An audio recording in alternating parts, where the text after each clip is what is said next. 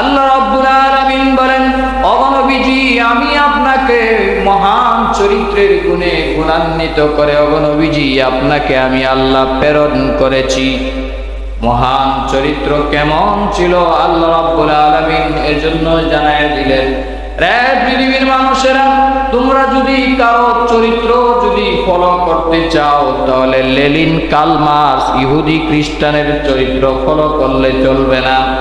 তোমরা একমাত্র আমার বন্ধু হাবিবুল্লাহর চরিত্র অনুসরণ করবে। আল্লাহ বলেন, লাকাদ কানা লাকুম ফি রাসূলিল্লাহি উসওয়াতুন হাসানাহ লিমান কানা ইয়ারজুল্লাহা ওয়াল ইয়াউমাল আখির ওয়া যাকারাল্লাহা কাসীরা।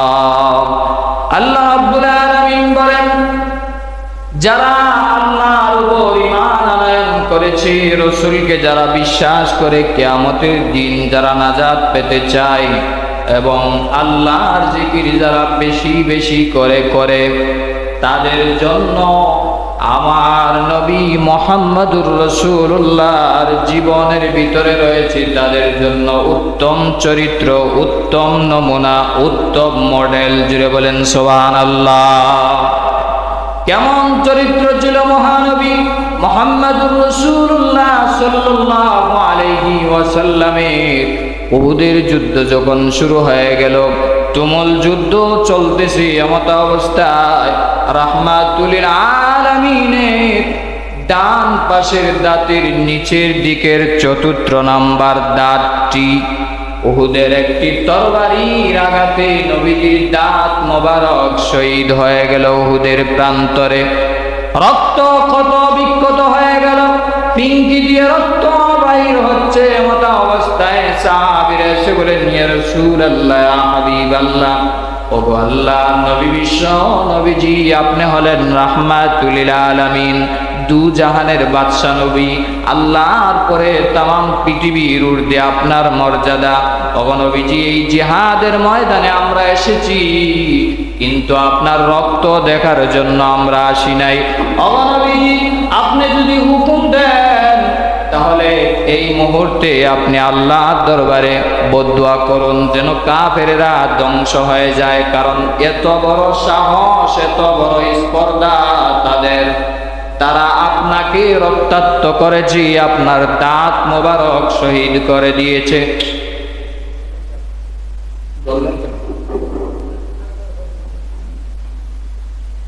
দাঁত মোবারক শহীদ করে দিয়েছে, আপনার দাঁত মোবারক শহীদ হয়ে গিয়েছে।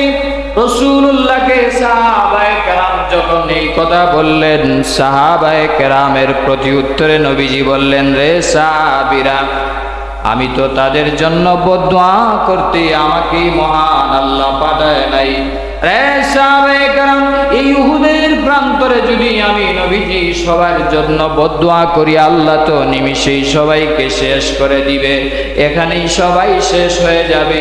তাহলে আমি কালিমার দাওয়াত কাদের কাছে পৌঁছাবো?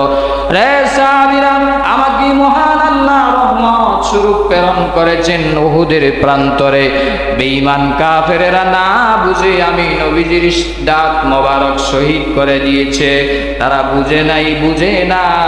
আমি দয়ার নবী তাদেরকে মাফ করে দিলাম।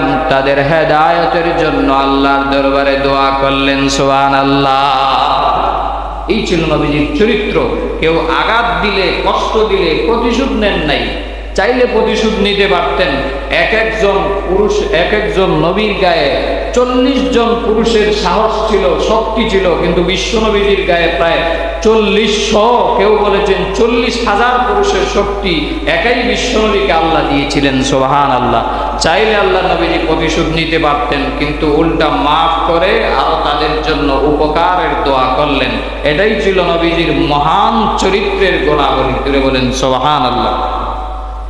আমার ভাইরা, এজন্য যার চরিত্র সুন্দর সেও সুন্দর হয়ে যাবে।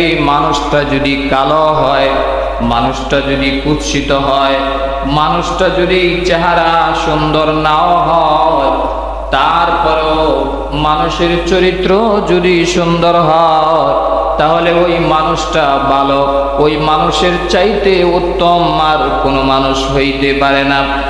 আমার বানারা ভাইয়েরা, হযরত ইউসুফ আলাইহিস সালাতু ওয়াস সালাম আল্লাহর একজন প্রেরিত পয়গম্বর ছিলেন, একজন জলিলুল কদর একজন নবী ছিলেন। তামাম পৃথিবীর রসুলের পরে সবচাইতে বেশি সুন্দরের অধিকারী ছিলেন হযরত ইউসুফ আলাইহিস সালাতু ওয়াস সালাম। নাম শুনেন না আপনারা?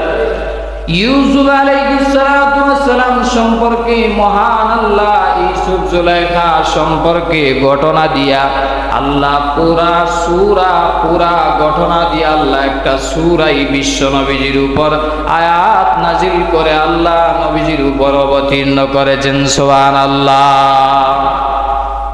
ইউসুফ আলাইহিস সালাতু ওয়াস সালাম শুধু সুন্দর ছিলেন তা নয়, ওনার চরিত্র ভালো ছিল।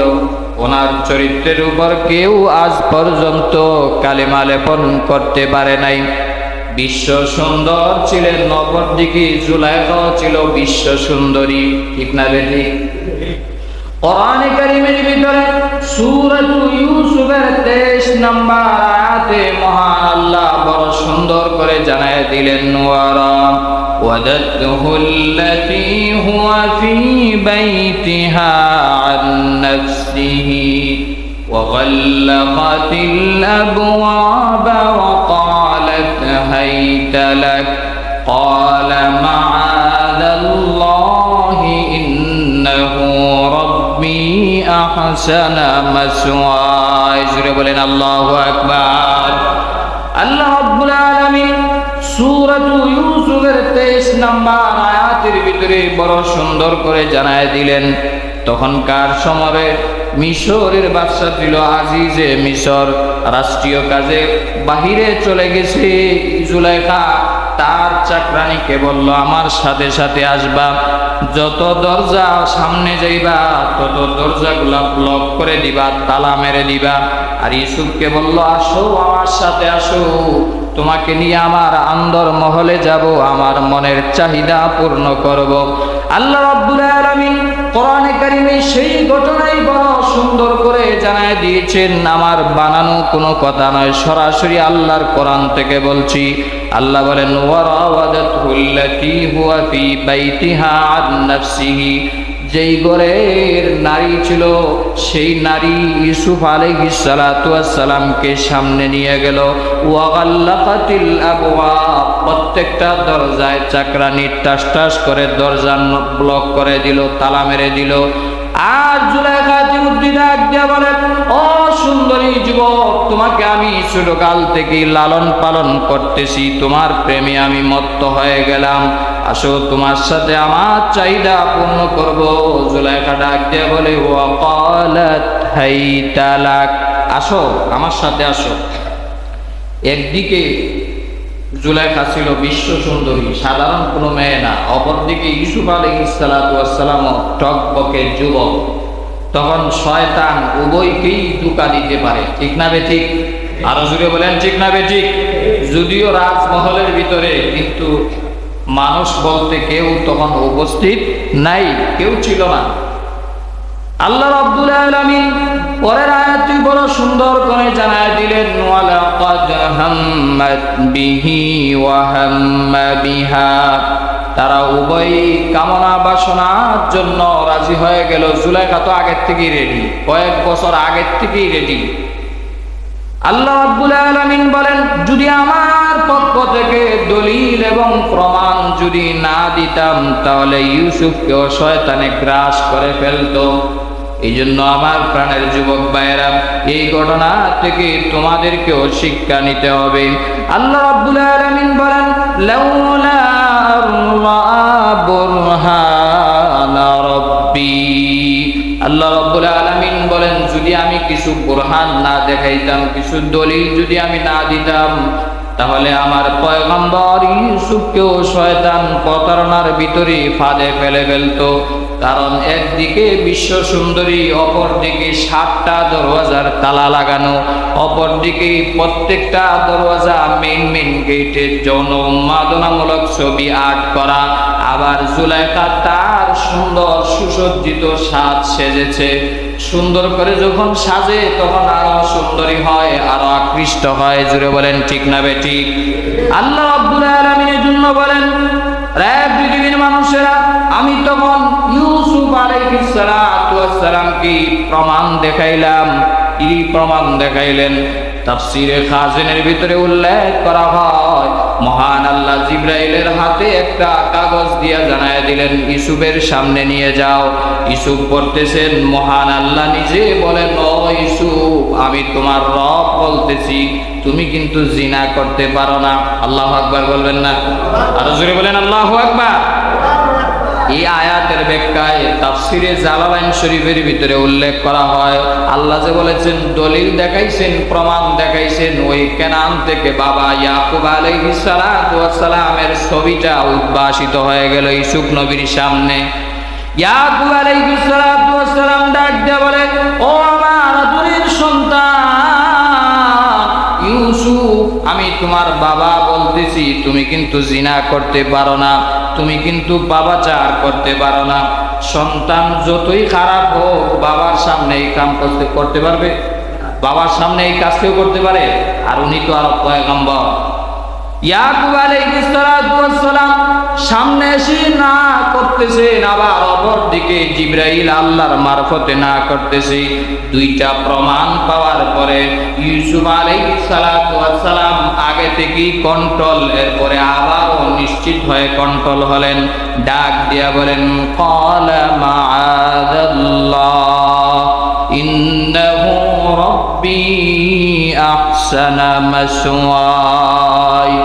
ও আমার পরওয়ারদিগার আলম আল্লাহ, আমি আপনার কাছে সাহায্য চাই, আপনার কাছে আমি আশ্রয় চাই। ওগো আমার রব, আমাকে আপনি এই পাপ কাজ থেকে আমাকে বাঁচান। আল্লাহর কাছে সাহায্য চাইছে। ও যুবক ভাইয়েরা, তুমিও রাতের অন্ধকারে কখনো অশ্লীল ফিল্ম তোমার সামনে চলে আসতে পারে। এমন জায়গায় চলে গেছো যেই জায়গায় দেখার মতো কেউ নাই, জানার মতো কেউ নাই, বুঝার মতো কেউ নাই।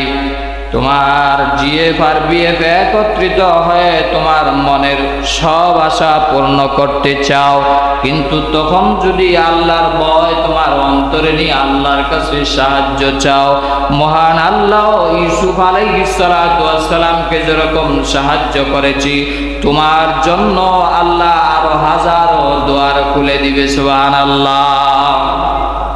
খলিফাতুল মুসলিমিন ওমর রাদিয়াল্লাহু তাআলা আনহুর শাসন আমলে ঘোষণা হয়ে গেল, আর একজন লোকও মদ পান করতে পারবে না। যদি মদ পান করে রাষ্ট্রীয় আইনে তাকে বিচার করা হবে, কঠিন বিচার। রাষ্ট্রীয় আইনে এটা প্রচার করে দেওয়া হলো। খলিফাতুল মুসলিমিন ওমর রাদিয়াল্লাহু তাআলা আনহু দিন শেষে সন্ধ্যা গনিয়ে যখন প্রতি গড়ের দিকে ছুটলেন, কোন গড়ের কি অবস্থা, এমনিতেই দেখলেন মদিনার আকিব নামক বাজার থেকে 2 বোতল মদ নিয়ে একটা লোক পাহাড়ের পদদেশে হেঁটে হেঁটে যাচ্ছে। সন্ধ্যা গনিয়ে এসেছি, 2 বোতল মদ নিয়ে, 1 বোতল খেয়ে মাতাল হয়ে আছে, আর 1 বোতল হাতে নিয়ে যাইতেছি। এমন অবস্থায় পিছন থেকে খলিফাতুল মুসলিমিন ওমর রাদিয়াল্লাহু তাআলা ডাক দিলেন, হে বৎস, হে বালক। ডাক যখন দিছে, সাধারণ লোকে তো ডাক দেন, ডাক দিছে কে? ওমর। কণ্ঠ শুনলেই বুঝতে পারছি এটা তো সাধারণ কোনো মানুষ না, এটা তো আমাদের বাদশাহ। এ থমকে দাঁড়িয়ে গিয়েছে, মাতাল, মদ খেয়ে। এই মাতলামি সব গেছে গিয়ে ওমর রাদিয়াল্লাহু তাআলা হুঙ্কার শোনার সাথে সাথে। সুবহানাল্লাহ। ওমর রাদিয়াল্লাহু তাআলা আনহু বলেন, হে বালক, তুমি কোথায় যাচ্ছ আর তোমার হাতে কি? এমনি বালকটি ভয় পেল, রাষ্ট্রীয় আইনে তো জারি হয়ে গেছে মদ খাওয়া নিষেধ, আমার হাতে তো মদ। যদি মিথ্যা বলি তাহলেও বাঁচতে পারবো না, যদি সত্য বলি তাহলেও বাঁচার কোনো উপায় নাই, কারণ যার কাছে পড়ছি এ তো আর বাঁচার কোনো উপায় রাখবেই না। কি করা যায়? এমত অবস্থায় সেকেন্ডের ভিতরে যুবকের মনের বাসনা পরিপূর্ণ পাল্টে গেল, চেঞ্জ হয়ে গেল। ও যুবক, তোমাদের জন্য বলছি, মনের চাহিদা পূরণ হওয়ার জন্য তুমিও তোমার চাহিদা পূরণের জন্য সাথে সাথে আল্লাহর দরবারে যদি তুমি রুজু হয়ে যাও, আল্লাহ হাজারো রাস্তা তোমার জন্য খুলে দিবে। ওই বালকটি সেকেন্ডের ভিতরে মনের ভিতরে পরিবর্তন এলো, আর ডাক দিয়া বলে, ওগো আমার মালিক পরওয়ারদিগারে আলম, আমি তো এই মুহূর্তে উমর রাদিয়াল্লাহু তাআলা আনহু জিজ্ঞাসা করার সাথে সাথে বলে উঠল, আমি এক বোতল দুধ খেয়ে এসেছি, আর এক বোতল দুধ আমার বোনের জন্য নিয়ে যাচ্ছি। মিথ্যা বলল, কিন্তু মূলত তো দুধ নাই, আছে মদ। তো এই কথাটা যে সত্যি হবে, এই জন্য আল্লাহর কাছে ডাক দিয়ে বলছে, আল্লাহ আপনি যদি মদের পরিবর্তে এখন দুধ বানায় দেন, তাহলে আমি এই মুহূর্তে ওয়াদা করলাম, তওবা করলাম, আর জিন্দেগিতেও আমি মদ খাবো না, যদি এখন আমার উমরের হাত থেকে বাঁচান। আমার বানেরা ভাইয়েরা, এমনি খলিফাতুল মুসলিমিন ওমর রাদিয়াল্লাহু তাআলা আনহু বললেন, তোমার চাদরের ভিতরে কি আছে আমাকে দেখাও। এমনি বোতলটা বাহির করলো, আর এর ভিতরে কিন্তু আল্লাহর সাথে যুবকের কন্টাক্ট হয়ে গেছে। হইছে না? সুবহানাল্লাহ, যুবকের কন্টাক্ট কিন্তু আল্লাহর সাথে হয়ে গেছে। যদি মধুরে দুধ বানান, তাহলে আমি আর মদ খাবো না। মদরে যদি দুধ বানান, আল্লাহ রাব্বুল আলামিন ওই যুবকের তওবা কবুল করলেন। সেকেন্ডের ভিতরে মহান আল্লাহ মদকে দুধ বানায় দিলেন। আর খলিফাতুল মুসলিমিন চাইতেই যখন বোতলটি সামনে দিল, দেখা যায় গরম দুধ। জোরে বলেন সুবহানাল্লাহ। এমনি খলিফাতুল মুসলিমিন ওমর রাদিয়াল্লাহু তাআলা আনহু ডাক দিয়ে বলেন, ও যুবক, দুধ তো গরম আছে, যাও বাড়িতে নিয়ে পরিবার সহ সবাইকে নিয়ে তুমি পান করো তুষ্ট করে। এই বলে যখন যুবক ওয়াদা করলো, তওবা করলো, মদ যেমনে ছাড়লো, জিন্দেগিতে আর মদের দ্বারে কাছেও যায় নাই। সুবহানাল্লাহ। আমার বানানো ভাইয়েরা, এজন্য বলতেছিলাম, যদি তুমি রাতে অন্ধকারেও কেউ দেখে না, কিন্তু তোমার মালিক কিন্তু দেখতেছে, জানালা লাগানো, দরজা লাগানো, ও যুবক যুবতীরা গুনাহ করতেছো, রাত 2টা বাজে, 4টা বাজে, 5টা বাজে ফজরের আজান দেয়, তারপরও তোমার স্ট্যাটাস দেওয়া, মেসেজ দেওয়া শেষ হয় না। ওই সময় যদি সব ব্লক করে বলো, মাআযাল্লাহ, ও আল্লাহ তুমি আমাকে দেখতেছো, আমি তোমার কাছে সাহায্য চাই, এই বলে যদি তাওবা করে ফিরে আসতে পারো, তোমাকেও মহান আল্লাহ যুগের বিখ্যাত আউলিয়ায়ে কেরাম বানায় দিতে পারে। সুবহানাল্লাহ। আমার বানানো ভাইরা, যেই কথা বলতেছিলাম, ইউসুফ আলাইহিস সালাতু ওয়াস সালাম বিশ্ব সুন্দরী সামনে সুসজ্জিত স্বর্ণের খাটে শুয়ে আছে। আজিজে মিশরের স্ত্রী অপর দিকে কামনা বাসনা পূর্ণ করবে ইউসুফ নবীর সাথে। উনি আল্লাহকে বললেন, ওগো আমার পরওয়ারদিগারে আলম, আমাকে সাহায্য করুন, এখন আমি কিভাবে বাঁচতে পারি? আল্লাহ রাব্বুল আলামিন বলেন, দৌড় দাও, এরপরে আমি আল্লাহ তোমাকে সাহায্য করব। সুবহানাল্লাহ। আমার বানানো ভাইরা, জিবরাইল কানে কানে এসে বলেন, নগর পয়গম্বর ইউসুফ, আপনি আল্লাহর হুকুমে দৌড় দিন। আল্লাহর নাম নিয়ে যখন দৌড় দিছি, 7টা দরওয়াজার 7টা তালা দৌড় দেওয়ার সাথে সাথে টাস টাস করে মহান আল্লাহ কুদরতি ইশারায় খুলে দিয়েছে। আল্লাহু আকবার। আমার বানানো ভাইরা, ইউসুফ আলাইহিস সালাতু ওয়াস সালাম এরপরে বলেন, ইন্নাহু লা ইউফলিহুজ যালিমুন, নিশ্চয়ই যারা জুলুম করে তারা বাঁচেও না, তারা কোনোদিন বাঁচবেও না। যারা জালেম, অত্যাচারী, ওই মুহূর্তে যদি ইউসুফ আলাইহিস সালাম জুলুমের ভিতরে নিমজ্জিত হয়ে যেত, তাহলে পয়গম্বর কশ্চিনকালেও হওয়া সম্ভব হইতো না। এই জন্য ইউফলিহু এটা মুজারের সিগা, বর্তমান, ভবিষ্যৎ, প্রেজেন্ট, ফিউচার দুইটাকেই বোঝায়। যারা জুলুম করেছে, যারা করবে, তারা কোনোদিন সফল কাম হইতে পারে না। আওয়াজ করে বলেন ঠিক না বেঠিক? 16 বছর যারা খাইছে, এর আগে যারা খাইছে, ভবিষ্যতে যারা খাইব, যদি জুলুম করে তারা কোনোদিন সফল হবে? আরো জোরে বলেন হবে? এটা কি আমার কথা? আল্লাহ নিজেই বলেছেন, ইন্নাহু লা ইউফলিহু يفلح الظالمون যারা জালেম, যারা অন্যায়ভাবে মানুষের টাকা আত্মসাৎ করেছে, সম্পদ মেরে খেয়েছে, বাড়ি মেরে খেয়েছে, জমি মেরে খেয়েছে, টেবিল এমনকি গরিবের টয়লেট পর্যন্ত যারা খেয়েছে, তারা কোনোদিন সফল কাম হবে না, তারা চিরতরে নিশ্চিহ্ন হয়ে যাবে। এটা কার ঘোষণা? আরো জোরে বলেন, কার ঘোষণা? এখন এক নেতা আইসা বলে কোরআনে বলে রাজনীতি নাই। নাউজুবিল্লাহ বলবেন না?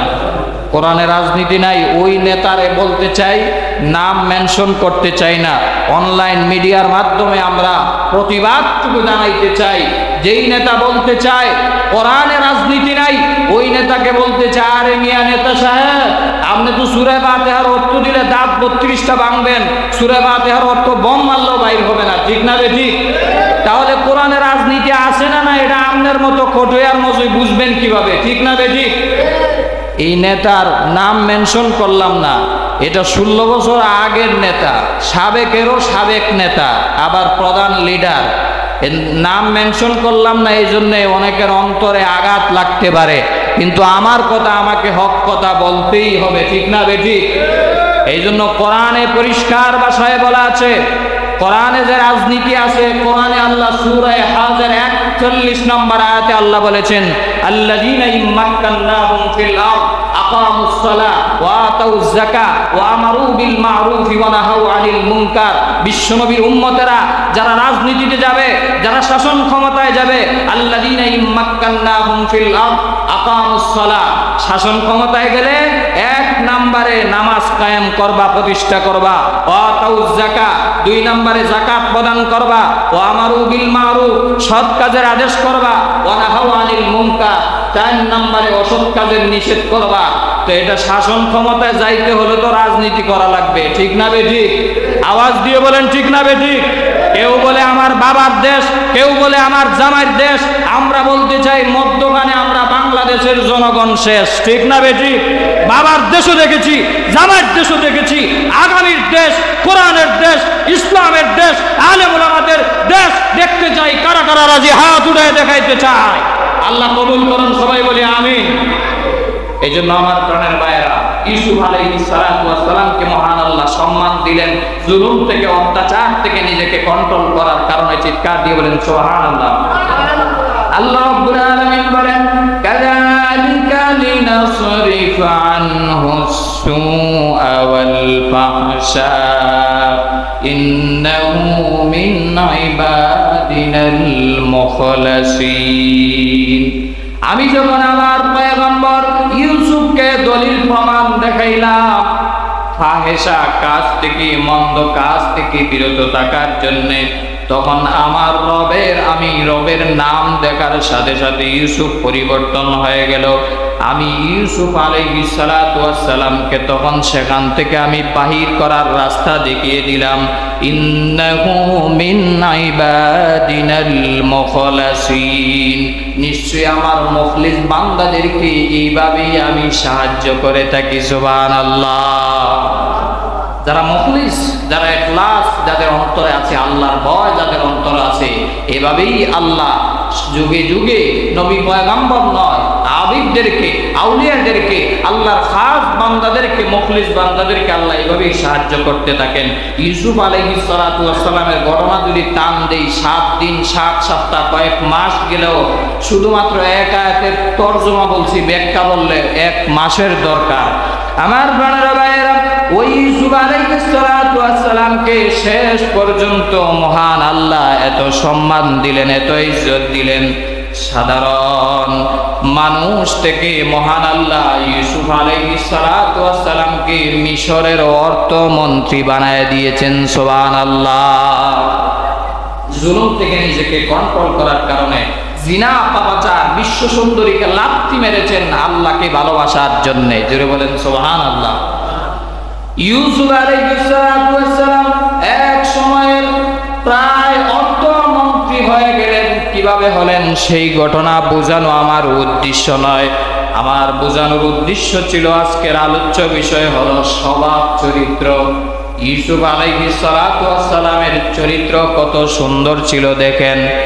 ইউসুফ আলাইহিস সালাতু ওয়াস সালামের নিজের মা এবং সৎ মা সহ ওনারা 12 ভাই ছিলেন। কোরআনে কারীমের ভিতরে এসেছে এই 12 ভাই সহ 10 ভাই যখন প্রতারণা করে ইউসুফ আলাইহিস সালাতু ওয়াস সালামকে কূপের ভিতরে ফালায় দিয়েছিল, জুলুম করেছে, অত্যাচার করেছে, বাবার কাছে গিয়া মিথ্যা কথা বলেছি।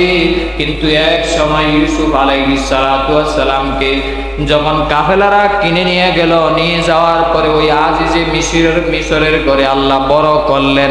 যুগে যুগে যখন বড় হয়ে গেলেন, জ্ঞান বুদ্ধি দেখে আজিজে মিশর নিজের সিংহাসন ছেড়ে দিয়ে ইউসুফ নবীকে বসাইল। ইউসুফ আলাইহিস সালাতু ওয়াস সালাম তদানীন্তন সময়ের অর্থমন্ত্রী হয়ে গেলেন। অর্থমন্ত্রী হওয়ার পরে এখন পাওয়ার আছে না নাই? আরো জোরে বলেন আছে না নাই?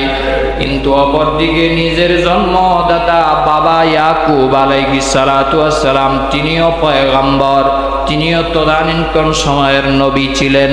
উনি অন্ধ হয়ে গেছেন। ইউসুফ নবীজিকে খুঁজতে খুঁজতে কাঁদতে কাঁদতে ইয়াকুব নবীর চৌকির সব কিছু নষ্ট হয়ে গেছে, অন্ধ হয়ে গেছেন। ইয়াকুব আলাইহিস সালাতু ওয়াস সালাম ওই 11 ছেলে সহ সব এক সময় দুর্ভিক্ষের কারণে নিঃস্ব হয়ে গেল। তাদের কাছে আর চলার মতো কোনো জিনিস নাই, তারা নিঃস্ব হয়ে গেল দুর্ভিক্ষের কারণে। তখন মিশরের অর্থ প্রধান ছিলেন ইউসুফ আলাইহিস সালাতু ওয়াস সালাম। ইয়াকুব নবী পত্র পাঠাইলেন, পত্র লিখলেন, যাও আজিজে মিশরের কাছে, বর্তমান আজিজে মিশরের কাছে যাও। উনি শুনছি খাদ্য গোদাম থেকে লিলিপ দিচ্ছে, যাও তোমাদেরকেও দিবে। কেনান থেকে বাইরা চলে গেল মিশরে। মিশরে যাওয়ার পরে লম্বা ঘটনা, বাইরা গোপন রাখলো, তাদের পরিচয় গোপন রাখলো। ইউসুফ আলাইহিস সালাতু ওয়াস সালামকে তারা চিনতে পারল না। অপরদিকে ইতিপূর্বেই বেনিয়ামিনকে ইউসুফ আলাইহিস সালাতু ওয়াস সালামের ভাইকে উনি আটকায় রাখলেন। লম্বা ঘটনা আমার প্রাণের ভাইরা। ওই সমস্ত ভাইরা যখন লিলিপ নেওয়ার জন্য ইউসুফ আলাইহিস সালাতু ওয়াস সালামের কাছে গেল, ইউসুফ নবীর বাবা ইয়াকুব নবী পত্র লিখলেন, আমি আল্লাহর প্রেরিত পয়গম্বর ইয়াকুব নবী বলছি, আমার ছেলে বিনিয়ামিনকে তুমি ফেরত দাও, আর তোমার পক্ষ থেকে গুদাম থেকে কিছু খাবার আমাদেরকে দাও, আমরা দুর্ভিক্ষের কারণে নিঃস্ব হয়ে গেছি। ইউসুফ আলাইহিস সালাতু ওয়াস সালামের সামনে 10 ভাইকে নিয়ে আসা হলো। চাইলে তিনি তখন প্রতিশোধ নিতে পারতেন। ছোট্ট ইউসুফকে তারা কত জুলুম করেছে, অত্যাচার করেছে, কূপের ভিতরে ফালিয়ে দিয়েছে। তিনি প্রশাসন দিয়া, পুলিশ দিয়া, সেনাবাহিনী, বিডিআর দিয়া তিনি চাইলে তাদেরকে সাইজ করতে পারতেন, কিন্তু না করে ইউসুফ আলাইহিস সালাতু ওয়াস সালাম নিজের পরিচয় দিয়া দিলেন। ক্বালা আনা ইউসুফ ওয়া হাযা আখি। জোরে বলেন আল্লাহু আকবার। লা তাসরিবা আলাইকুমুল ইয়াউম। ও আমার 10 ভাই, সৎ মার ঘরের 10 ভাই, শুনে রাখো, আমি আল্লাহর প্রেরিত পয়গম্বর, আমি তোমাদের ভাই ইউসুফ, যাকে তোমরা 20 বছর আগে কূপের ভিতরে নিক্ষেপ করেছিলা। আমি তোমাদের উপর কোনো প্রতিশোধ নিব না, কোনো জুলুমও করব না, কোনো অত্যাচারও করব না। আমি ইউসুফ। আল্লাহ বলেন ক্বালা আনা ইউসুফ। ইউসুফ আলাইহিস সালাতু ওয়াস সালাম নিজের পরিচয় দিলেন, আর পাশেই দাঁড়িয়ে ছিল ইয়ামিন, বেনিয়ামিনের পরিচয় দিলেন। ওয়া হাযা আখি, সে হলো আমার ভাই। এইভাবে পরিচয় দেওয়ার পরে বললেন, যাও আমার জামা নিয়ে যাও। এই জামা নিয়ে আমার বাবার চৌকের সামনে যখন ধরবা, ইয়াকুব নবীর চৌকের পর্দা আল্লাহ মুহূর্তের ভিতরেই ভালো করে দিবে। যাও, 10 ভাইয়ের পাপ অত্যাচার আমি ইউসুফ নবী আল্লাহর পয়গম্বর হওয়ার কারণে মাফ করে দিলাম, প্রতিশোধ নিলাম না। এই চরিত্রের নাম হলো খুলুকে কারীম। জোরে বলেন সুবহানাল্লাহ। প্রতিশোধ নেয় নাই, পাল্টা আরো উপকার করছে। ইউসুফ আলাইহিস সালাতু ওয়াস সালাম পত্র লিখে দিলেন বাবার দরবারে, আর জামা দিয়া দিলেন, গিয়া বললেন, তুমি আমার বাবার সামনে যখন জামা ধরবা, বাবার চক্ষু ভালো হয়ে যাবে, আর বাবা সহ আমাদের পরিবারের সবাইকে মিশরে নিয়ে আসবা। বাবা সহ সবাই যখন মিশরে আসলো, সবাই সম্মানার্থে মা বাবা আর 11 ভাই মিলে সেজদা দিল, সম্মানের সেজদা। তদানীন্তন শরীয়তের তখন নবীর যুগে ওই সেজদা দেওয়া জায়েজ ছিল শুধুমাত্র সম্মানের জন্য, আর এখন সম্মানের জন্য সেজদা দেওয়া জায়েজ না, হারাম। আল্লাহ রাব্বুল আলামিন সেই কথাই কোরআনে কারীমের ভিতরে জানায় দিলেন, ইয ক্বালা ইউসুফু লিআবিহি ইয়া আবাতি ইন্নী রাআইতু আহাদা আশারা কাওকাবান ওয়াশ-শামসা ওয়াল কমার রাআইতুহুম লি সাজিদিন। জোরে বলেন আল্লাহু আকবার। ইয়াকুব আলাইহিস সালাতু ওয়াস সালাম ডাক দিয়ে বলেন, ও আমার আদরের পুত্র ইউসুফ, দেখো তো তোমার মনে পড়ে কিনা ওই যে ছোট্টবেলায় তুমি আমার পাশেই শুয়েছিলা, স্বপ্নে দেখছিলা তোমার 11টা তারা আর একটা সূর্য একটা চন্দ্র তোমাকে সেজদা দিচ্ছে। সূর্য আর চন্দ্র হলো আমরা, তোমার মা বাবার, 11টা তারা হলো তোমার ভাই। এই যে আমরা সেজদা দিলাম, আল্লাহ পাক রব্বুল আলামিন তোমাকে তোমার মহত্বের জন্য, চরিত্রের জন্য তোমাকে ভালোবেসে আল্লাহ নবুয়ত দিয়েছে, আবার খেলাফত দিয়েছে, যুগের শ্রেষ্ঠ বাদশা বানিয়ে দিয়েছে। সুবহানাল্লাহ।